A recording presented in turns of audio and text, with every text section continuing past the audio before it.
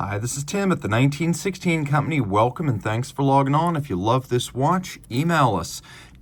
Mosso at the 1916company.com is our email address. Reach out to us directly, Mosso at the 1916company.com for purchase and pricing. Today we discuss something that is no longer available. The non-sport version of the Centigraphe Souverain is discontinued. And what we have here is a rare combination, not just the Centigraphe Souverain, but the watch in boutique edition form and with the rare full factory 5-link rose gold bracelet. So boutique edition, created in 2009, is a combination of black dial and rose gold case that is exclusive to this series, available solely through FP Journe factory stores. The bracelet is an uncommonly seen accessory that adds weight and presence and opulence and real value. In terms of size, the model is 40 millimeters in diameter. You could see that it is 10.8 millimeters thick, 48.5 millimeters from lug tip to lug tip, but if you add the end links of the bracelet, 56.1 millimeters, the total distance across the wrist, and then there is a 20 millimeter spacing between the lugs. We'll pop open this double deployant clasp, and then take a look at the watch on my 16 centimeter circumference wrist. As you can see, it's a fairly large watch once the bracelet is factored in.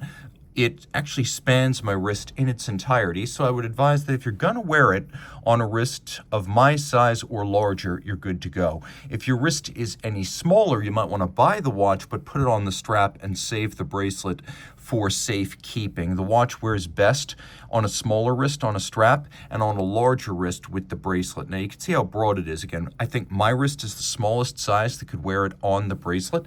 It is thin though, with a domed bezel and a low profile. It slides easily underneath the cuff, and you can see those lugs are inboard of the edge of my wrist, but the end links of the bracelet push right out the edge. Now it's a 5-link design, full rose gold, everything on this watch in high polish.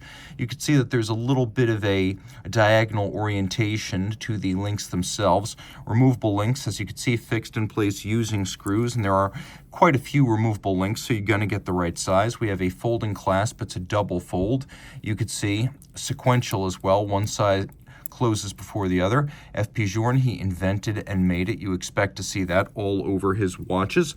Rolling over to the dial side, you can see that the mid case is defined by the overlapping flange of the case back and the bezel.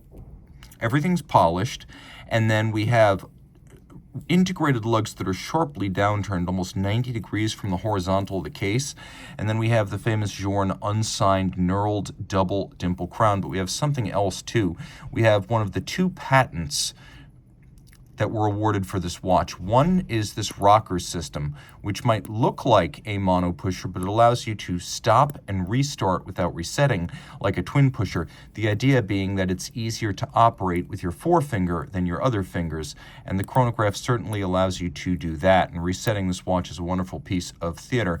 Now, the Centigraphe actually won the GPHG Aiguille d'Or, which is the equivalent of Best Picture at the Oscars of watchmaking, so this is a richly awarded machine. We'll talk about why in a moment, but first this dial. You can see rose gold gilt printing, a black polished steel bezel around the 3 sub-registers, and though the dial is blackened, it is made of solid gold. We have screws on the dial side of the watch, a controversial element to the original Journe watches. It's become widely admired, widely copied, and iconic of this brand. We also have Journe's tapered biomorphic hands that are characteristic of most of his watches. That particular long taper, instantly identifiable as a Journe styling trademark, as are the numerals, which wax and wane in size as they navigate the periphery of the dial. Now, this is a Foudroyant chronograph with 3 tachymeter scales. So we have one scale that makes a circuit every second and can stop in any one of 100 positions, measuring 1/10 of a second, hence centigraphe. And then we have a 20-second sub-register, and then at the bottom we have a 10-minute sub-register. So in theory, if you look at the largest number on the tachymeters, and we'll move the hands down at 6 o'clock. Then you look at the smallest number. So the largest is 36,000, and then the smallest is 6. So what you're actually getting here is the ability to measure objects traveling between 36,000 and 6 kilometers per hour. You can see a combination of red and silver and black, a classic sporting tritone. Turn it all over, and I'll show you where the second patent was awarded. On the reverse side, you can see that the barrel sits at center, giving it pride of place on the movement, and there's a reason for that. This watch, featuring a patented dual train system where the toothed edge of the barrel drives the hands that tell the time, and then the arbor, or the axle, is also geared, and it drives the chronograph. As a result, when you start the chronograph, because you're doubling the drivetrains and not trying to double the demand on one drivetrain, you actually lose no amplitude, and the watch doesn't slow down with the chrono running. Power reserve is reduced, but amplitude is not. On a conventional chronograph, you're going to lose between 30 and 40 degrees of balance amplitude when you start the chronograph itself. So this system, which is patented, prevents loss of time while running the chrono. The movement, caliber 1506, is large, and it's made of solid gold, bridges and plates. It looks and feels like a large gold coin. 3 Hz beat rate, free sprung balance, the free sprung architecture making it easier to adjust precisely and more shock tolerant. When fully manually wound, it has an 80-hour power reserve, though if you run the chronograph full time, you'll find it only runs for 24 hours, but that's fine because the largest chrono register is 10 minutes. You don't need to run it full time. Column wheel actuation makes for a nice, crisp chronograph pusher feel. And if you look, you can see this is one of very few boutique editions with the French-made Eleanor case. You can see the Eleanor maker's mark right there with the French double eagle hallmark.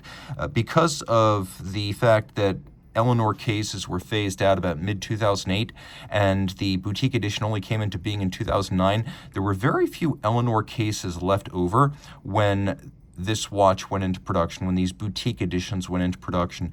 Eleanor, outside of Paris, was Journe's original case supplier back during his pocket watch days, and right up through about mid-2008 of his wristwatch days. After that, he bought the company, moved it to Geneva. It became Boîtier de Genève. Journe makes its own dials, cases, and movements in-house, which is why you no longer have the Eleanor maker's mark or the hallmark of a case made in France and assembled in Switzerland. Now they're just Swiss hallmarks. So this is a rare combination, given that it's boutique edition, Centigraphe Souverain, full bracelet, and an Eleanor case, and then all this water resistant down to 30 meters, but you probably know better than to try to swim with this watch.